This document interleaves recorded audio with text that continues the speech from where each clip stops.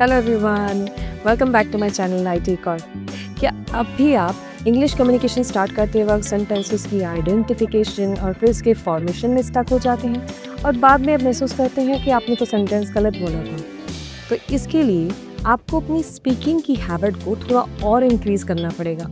अपने पहले की क्लासेस में मैंने ये बताया कि स्पीकिंग अ बिट की habit is enough for you for initial stage, यानी कि स्टार्टिंग स्टेज में सिर्फ प्रैक्टिस के लिए ज़रूरी है आपको ओपन अप करने के लिए। लेकिन धीरे धीरे अब आपको अपनी स्पीकिंग का टाइम थोड़ा एक्सटेंड करना पड़ेगा। वो क्यों?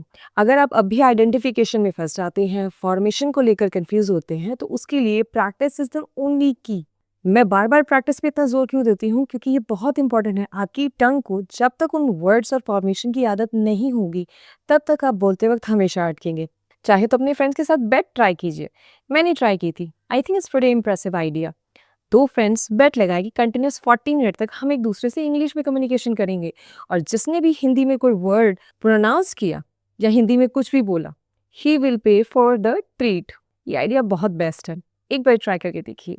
सो be on this nice note, let's start our today's lecture. लेकिन उससे पहले एक रिक्वेस्ट कि जो भी मेरे चैनल पर आज ही आए हैं वो प्लीज़ मेरे चैनल को सब्सक्राइब कर लें और मेरी प्लेलिस्ट को एक्सेस कर लें, ताकि अब तक जितने कॉन्सेप्ट हमने कवर किए हैं उससे रिलेटेड आपको कोई डाउट्स ना रहे, और जो भी नए कॉन्सेप्ट हम इंट्रोड्यूस कराने वाले हैं उसकी नोटिफिकेशन आपको टाइमली मिलती रहे। तो स्टार्ट करते हैं हमारा आज का लेक्चर। अपनी लास्ट क्लास में हम कवर कर रहे थे passive voice plus auxiliary verb, और कौन सा ऑक्सिलरी वर्ब हमने पैसिव वॉइस के साथ यूज किया था? वो था शुड। तो अब इसका फॉर्मेशन देख लें। कर्म प्लस शुड प्लस बी। सबसे इंपॉर्टेंट वर्ड, जब किसी भी ऑक्सिलरी वर्ब के साथ बी ऐड होगा तब हमेशा वर्ब की थर्ड फॉर्म आएगी। इसका एग्जांपल देख लेते हैं। वही सेंटेंस ले रही हूँ जो मैंने लास्ट क्लास में छोड़ा था, अनसॉल्व्ड। तो इसको सॉल्व कर देते हैं। समस्या का समाधान किया जाना चाहिए। चाहिए से तो पता है कि या तो ये शुड होगा या फिर मस्ट। तो ये कोई अर्जेंट सिचुएशन मुझे लग नहीं रही, इसलिए शुड से स्टार्ट करते हैं। समस्या, इसमें कर्म क्या है? समस्या। So the problem should be solved. Problem, कर, कर्म के बाद क्या था? नेक्स्ट शुड, उसके बाद बी, उसके बाद वर्ब की third form. Solve first form है और सॉल्व और सॉल्व सेकेंड और थर्ड दोनों सेम है। अब एक और एग्जाम्पल देख लेते हैं इसका। नियमों का पालन किया जाना चाहिए। अपनी लास्ट क्लास में मैंने आइडेंटिफिकेशन बताया था कि क्या होगा, जाना चाहिए, आना ही आना चाहिए, और साथ में उससे पहले वर्ब, पालन करना पूरा कंप्लीट वर्ब है, उसके बाद जाना चाहिए होगा तो हम शुड का यूज कर सकते हैं। लेकिन इस सेंटेंस से ये लग रहा है कि अगर कुछ नियमों का आपने पालन नहीं किया या उन नियमों को नेग्लेक्ट किया तो आपको कॉन्सिक्वेंसेस फेस करने पड़ सकते हैं। तो इसमें हम मस्ट का यूज भी कर सकते हैं। कर्म क्या है इसमें? नियम। सो नियमों का पालन किया जाना चाहिए। Rules must be followed. अब इसमें रूल्स, कर्म आया, ऑक्सिलरी वर्ब कौन सी ऐड की हमने? मस्ट। मस्ट के साथ जब भी बी ऐड होगा उसके साथ क्या होगी? जो हमारी वर्ब होगी वो थर्ड में, यानी वर्ब के थर्ड फॉर्म में चेंज हो जाएगी। फर्स्ट फॉर्म क्या है? फॉलोड फर्स्ट, और फॉलोड सेकंड और थर्ड सेम है। अब अगर इसी सेंटेंस को मैं नेगेटिव में बनाऊं तो नेगेटिव में देख लेते हैं। नियमों का पालन नहीं किया जाना चाहिए। अब बीच में हम नहीं ऐड कर रहे हैं, सो अब होगा rules must not be followed. अब मस्ट और बी हमने ब्रेक किया, उसके बीच में क्या आ गया? नॉट। तो जब भी नेगेटिव सेंटेंस होगा मस्ट और बी, यानी कि ऑक्सिलरी वर्ब और बी के बीच में नॉट की प्लेसमेंट आ जाएगी, साथ ही साथ फॉर्मेशन बाकी सेम रहेगी, वर्ब की थर्ड फॉर्म। अगर वैसे इसको इंटरोगेटिव में भी कर लें कि क्या नियमों का पालन किया जाना चाहिए, अब हम क्या आगे लगा रहे हैं? तो अब कौन सा हेल्पिंग वर्ब आएगा आगे? Must. Must the rules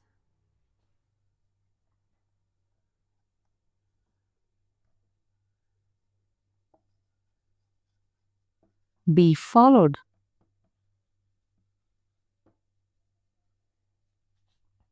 Question mark. Must the rules be followed? या फिर should the rules be followed?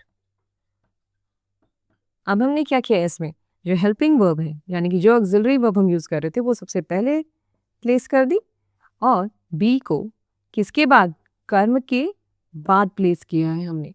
So make sure जब भी आप नेगेटिव या इंटरोगेटिव बना रहे हैं तो प्लेसमेंट थोड़ी सी ट्विक हो जाएगी. अब तक हमने यूज देखा है शुड और मस्ट का. अब देखते हैं कैन और कुड का. दोनों किस सेंस में यूज होते हैं, जब भी सेंटेंस में सकता है आ जाए. बताया था ऑक्सिलरी वर्ब में कि मैं ये कार्य कर सकता हूँ, हम वहाँ जल्दी जा सकते हैं, तब हम कैन और कुड का यूज करते हैं. अब हम कैन और कुड का यूज यानी कि इस मोडास या इस ऑक्सिलरी वर्ब का यूज पैसिव वॉइस के साथ सीखेंगे. तो इसका हम फॉर्मेशन देख लेते हैं. कर्म प्लस कैन या फिर could plus be plus verb की थर्ड फॉर्म. एग्जाम्पल देख लेते हैं. यह मैच जीता जा सकता है. बताया था सकता है यानी कि कैन और कुड तो आएगा इसमें. अब जीतना या जीता जाना, जब भी वर्ब के साथ आ ई ए की साउंड आई थी बताया और साथ में ऑक्सिलरी वर्ब हो तो ये पैसिव वॉइस में ट्रांसफॉर्म होगा. अगर आप निश्चिंत हैं कि ये हम ही जीतेंगे, ये मैच तो जीता ही जा सकता है, तब इसमें यूज होगा can. This match can be one. और अगर आप पॉसिबिलिटी दिखा रहे हैं, आप श्योर नहीं है कि आप मैच जीतेंगे लेकिन फिर भी आप कहते हैं कि मैच जीता जा सकता है, तब आप कुड का यूज करेंगे. एक और सेंस में कुड का यूज होता है यानी कि प्रेजेंट में तो होता है सकता है, पास्ट में भी होता है.